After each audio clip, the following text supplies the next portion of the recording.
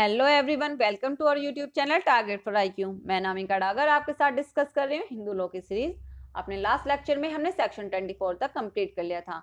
अपने आज के लेक्चर में हम स्टार्ट करते हैं सेक्शन 25 से, जो कि बात करता है परमानेंट एलिमनी एंड मेंटेनेंस की, कि स्थायी निर्वाह व्यय और भरण पोषण की परमानेंट निर्वाह व्यय और मेंटेनेंस प्रदान किया जा सकेगा कोर्ट के द्वारा।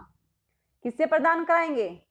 अब ये भी बात आती है कि पक्षकारों में से एक से प्रदान कराएंगे भाई, है ना। उस पक्षकार को प्रदान कराएंगे जिसके पास पर्याप्त खर्चे ना होंगे, जिसके पास पर्याप्त आय ना हो अपना पालन पोषण करने के लिए, मेंटेनेंस करने के लिए, उसे खर्चा दिलाएंगे दूसरे पक्षकार से।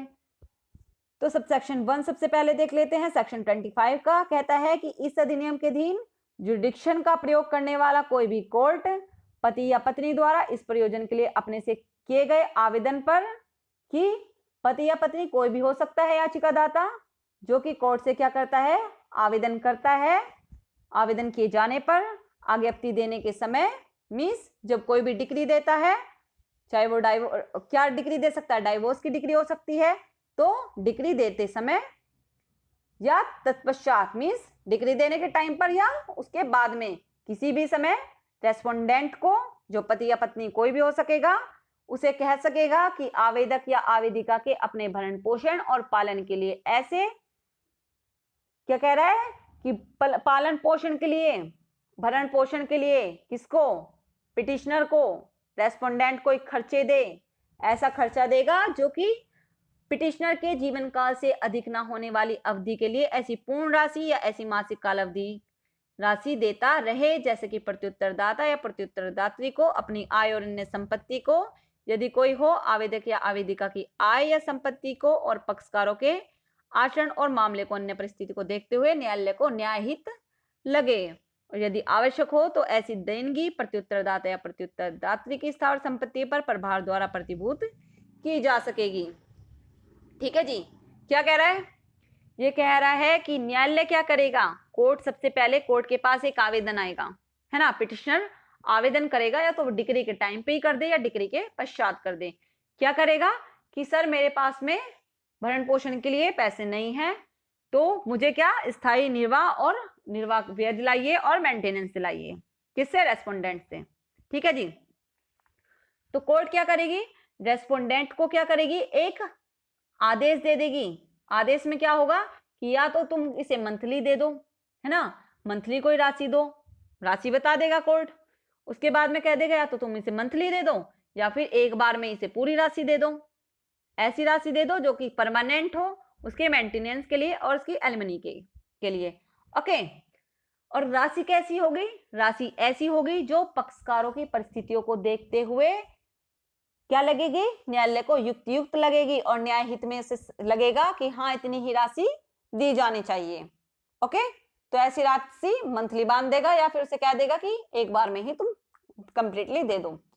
और फिर कहता है कि ऐसी जो राशि होगी जो उसे देनी है, वो रेस्पोंडेंट की स्थावर संपत्ति पर, इमूवेबल प्रॉपर्टी पर क्या होगी, क्या हो सकेगी, उस पर सिक्योरिटी के रूप में प्रतिभूत भी की जा सकेगी, प्रभार लगा दिया जा सकेगा, चार्ज लगा दिया जा सकेगा उसकी इमूवेबल प्रॉपर्टी पर। ओके, कि भाई तुम्हें देनी ही देनी है।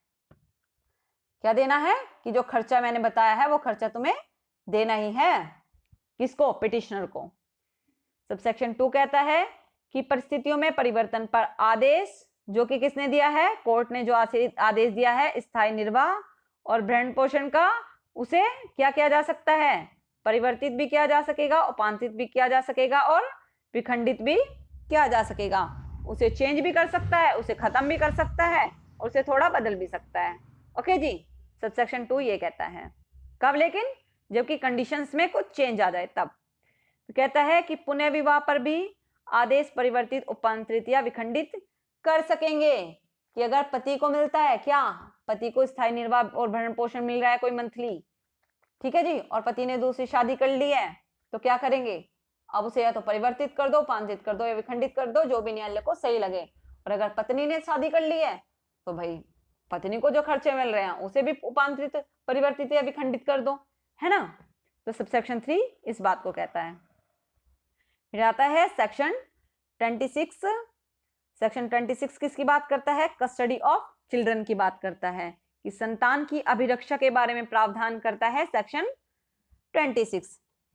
कहता है कि इस अधिनियम के अधीन वाली किसी कार्रवाई में न्यायालय आवश्यक संतति की अभिरक्षा मीन्स जो क्या होंगे, जो माइनर, जो चाइल्ड हैं, जो नाबालिग बच्चे हैं, उनकी अभिरक्षा की, उनकी कस्टडी की, उनके भरण पोषण मेंटेनेंस की और शिक्षा के बारे में, उनकी एजुकेशन के बारे में जहां संभव हो वहां उनकी इच्छा से संगत समय समय पर ऐसे अंतरिम आदेश दे सकेगा और आज्ञप्ति में ऐसे उपबंध कर सकेगा जैसे कि उसे न्याय संगत और उचित जान पड़े।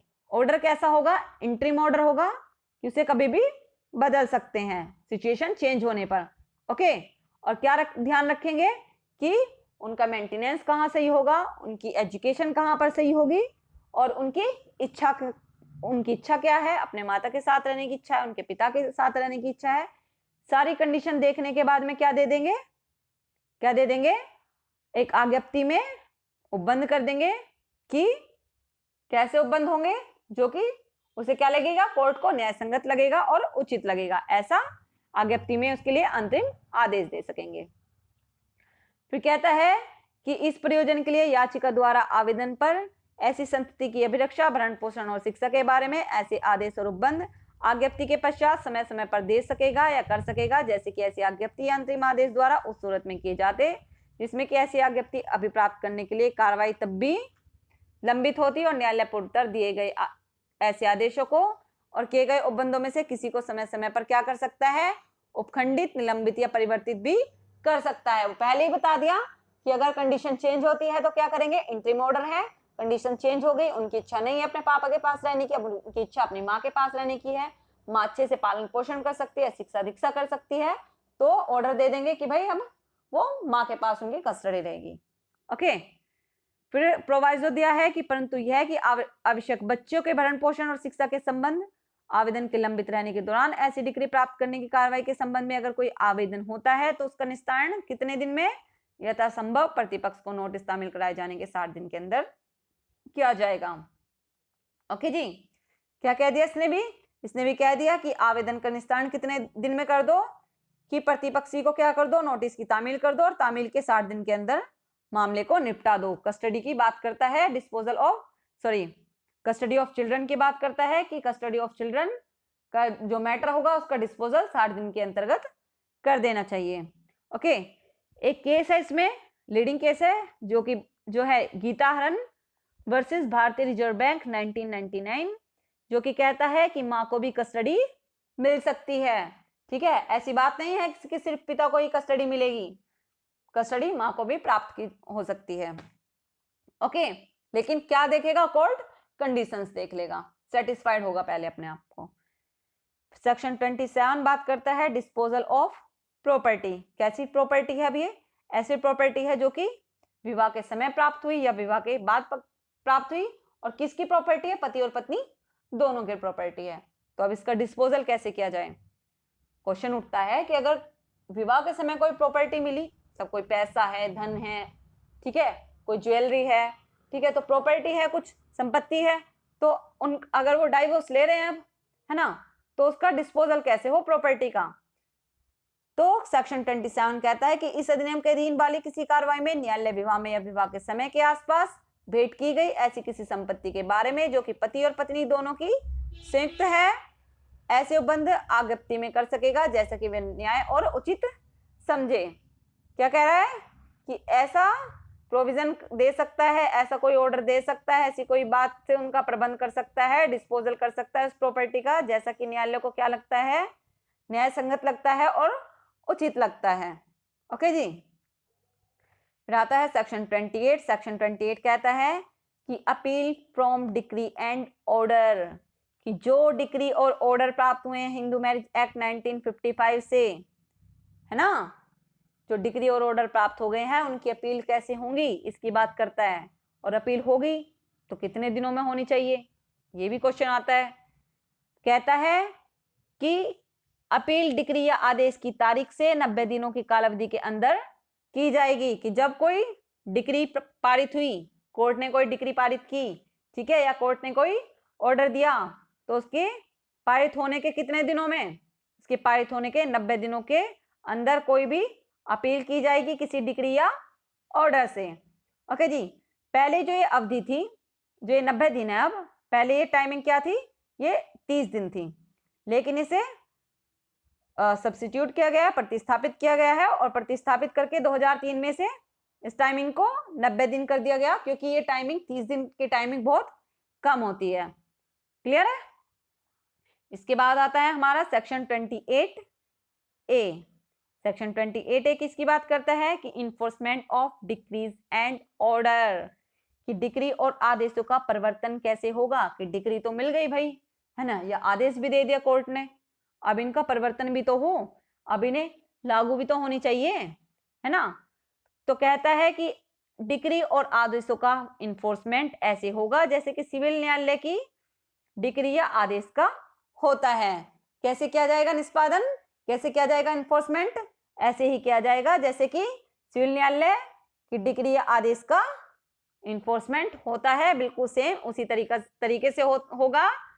ठीक है जी। कहते हैं एक्ट कहता है कि इस अधिनियम के अधीन की किसी भी कार्रवाई में न्यायालय द्वारा दी गई सभी डिक्री और आदेश उसी रीति से परिवर्तित किए जाएंगे जिसमें उस न्यायालय द्वारा अपनी तत्समय आरंभिक सिविल अधिकारिता के प्रयोग में दी गई डिक्रियां और आदेश परिवर्तित किए जाते हैं। आता है सेक्शन 29। सेक्शन 29 किसकी बात करता है, सेविंग क्लोज की बात करता है।